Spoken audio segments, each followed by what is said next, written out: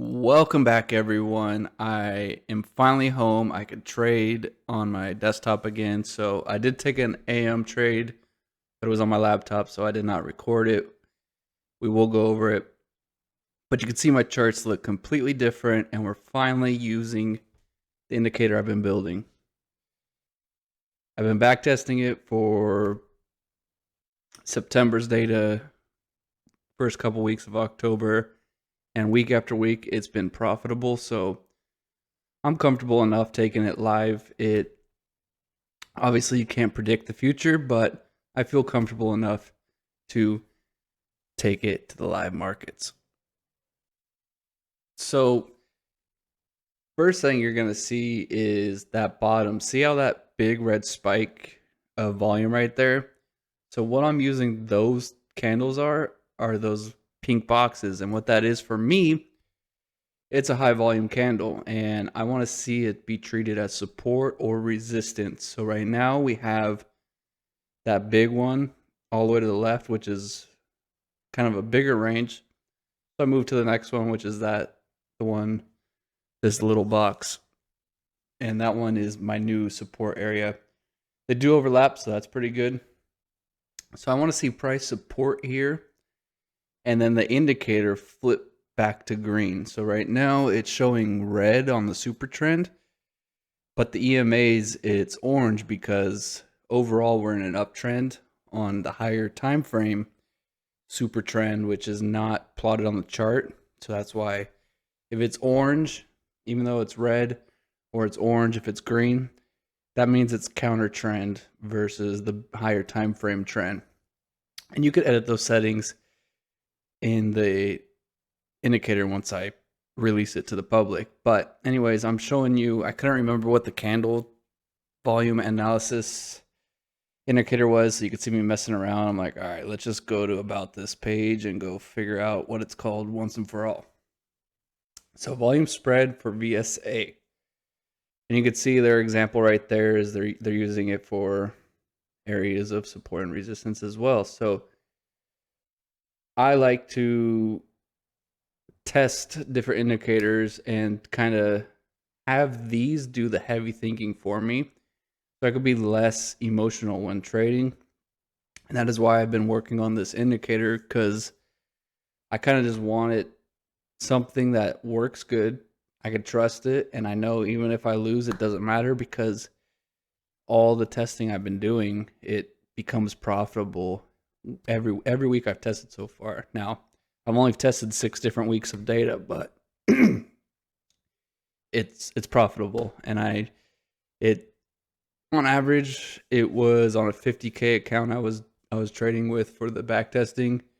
It was pulling anywhere from 2,300 to, I think the highest week was 3,400. So, and that was risking $500 per trade. So very profitable so far. I want to start testing it live, and you'll see me going down into the future using and testing this system live. There's still some tweaks I want to do to it, just to make it, even better, because I want to add the VWAP into it, so that way it doesn't show any sell signals if we're above the VWAP, and vice versa. So that way you don't need the VWAP plotted on the chart. I'm just trying to code in as much as I can into the coloring of it, so you kind of understand and have confidence in less things on the chart. 'Cause right now there's a lot of stuff on the chart, right? Anyways, I have my bias. I see it's rejecting off or starting to shift. And this is where I'm just waiting. So I'm going to start explaining the strategy to you. You could try using it if you want. You won't have this exact indicator, but you could set something up similar. So first thing, 15-minute opening range block. Above, buy, below, sell. That's forming our bias. Between that and the VWAP are how I form my bias for what kind of trades I'm going to take, right? So again, above VWAP, buy, below VWAP, sell. And I want these two to work together. So if we're above the 50-minute opening range and above the VWAP, boom, buy. We're going long. That's the bias until otherwise. So now that we have our bias, this is where the indicators start coming into play.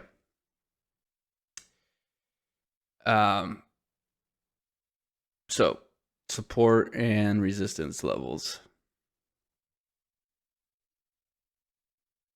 So what I'm doing now is that indicator at the bottom now. So I'm looking for any red spikes in volume and marking out those candles so I kind of know that area where I want that high volume to support.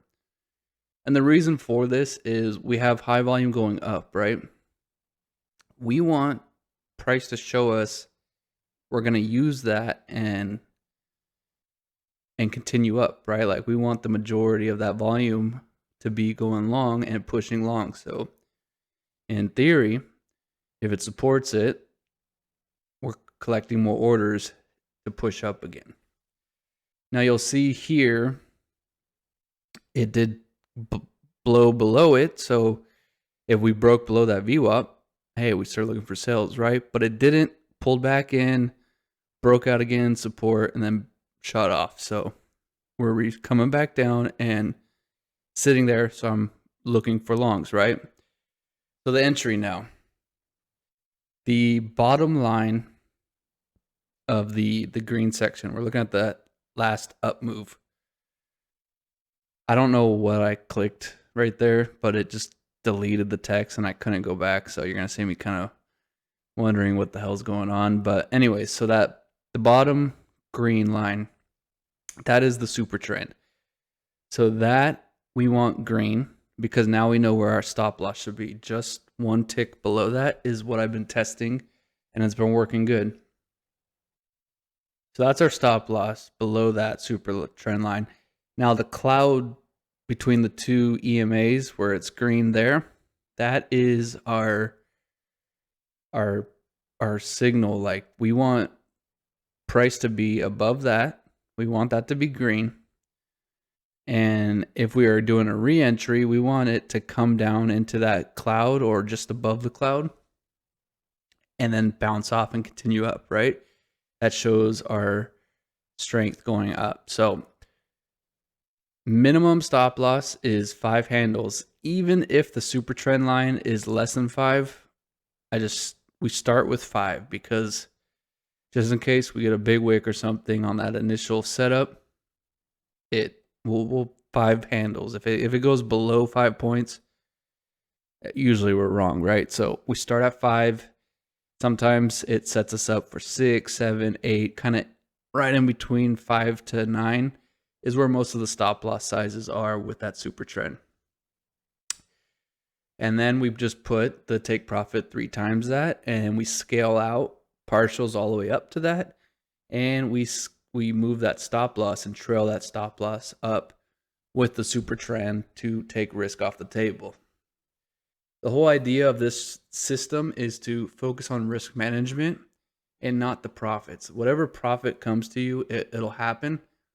Just stick to this strategy's risk management system, and that's how I'm able to make sure it continues to pull profit out every week I tested it. So right here, I see another spike in volume, but it's going down. So could this be the push down, the fake out to continue up, right? So I want to see that be support now.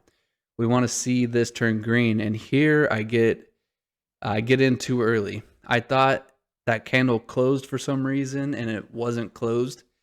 And it ended up not putting the super trend line underneath. You could see it did turn the cloud green, but no super trend line. So technically this is not a setup yet. So this loss that's about to happen, fully deserved, right? This was no setup. I jumped in too early. We need that super trend line to pop up to give us a stop loss placement. So right here, I'm like, okay, now this is where a real setup forms. So yeah, it would have been a little different with the stop loss and position size. But all in all, this was it was a loss. We got in too early, wasn't quite ready for this, and I'm just focusing on pulling risk out. So stop loss is getting moved slowly. Price is kind of stalling out. The cloud's turning orange again, which is not a good sign. So I'm just waiting and waiting. It's not looking good. To begin with, I jumped in. I got, again, I don't know what I was thinking. It's also sick the past couple days, so maybe some brain fog, but no excuses, right? It's all there. Just follow what the chart says. So took this loss. We're still green from this morning. I think maybe at the end of this I show the trade from this morning, but same rules. Took a trade this morning, good profit. So we're still green. Lost most of the profits from the AM session, but we're still green. We're still in for a re-entry. So it did tap below that super trend, and usually you would have been saved on that because it's a tick below, but where that super trend printed was in between ticks. So when I did the next tick below, I should have done one more from that. It would have kept me in, but it's fine. Just something to learn as I test the strategy. Maybe that's a rule where if the super trend's in between the ticks, maybe we do an extra tick below just to make sure we have that space. Because I would have still been in this trade, right? No need for that loss. But anyways, took me out. It's all right. Trend says we're still green. We're still above the VWAP. Price is supported on these high volume candle areas. Clouds turning green again. Everything's looking good. We're back in again. And we start looking and plotting out where we want a partial. And again, we do 3 times the reward to how much we're risking. Not every trade's going to go up, but that's the main target. That's usually where price I can get to run to. And like I said, doesn't always happen, but if it does go there, cool, max win, right? So just watching this, took my trade. We got to be at 5 points, right? And I'm waiting for the super trend to make a move up. So once it makes a move up, then we could start trailing it. So you can see right there, trailed it up, a tick below the line, created a new high volume candle. Now we're below it though, so I need it to break above this, and I needed to do it fast, right? So within the next 2-3 candles, we get above it, and I'm feeling good on this trade again. I'm like, all right, plan out, we're looking good. Let's move our stop loss up, follow the super trend line. And I'm using the candle that closed. I'm not following the live line. I'm waiting for it to close, and then I'll move it below, a tick below. So we're at the pivot point. This is expected. We want to see price support the cloud. We want to see it keep going up. Our next partial is right there at trying to put the magnet on it. Like, come on. Just get this over with. Because I needed to leave too, which you'll see. I started putting on the chart. But I was losing patience. I'm like, all right, I want to go get food. I'm hungry. Let's go. So boom, got a big hit right there. And then this is where we kind of sit and do nothing. So I'm in profit. Looking good. We could still make more money. We still have 2 contracts left. But price is falling down. We have that high volume candle. It's still supporting though. I'm just pulling the stop loss up. And price, if I remember correctly, does nothing.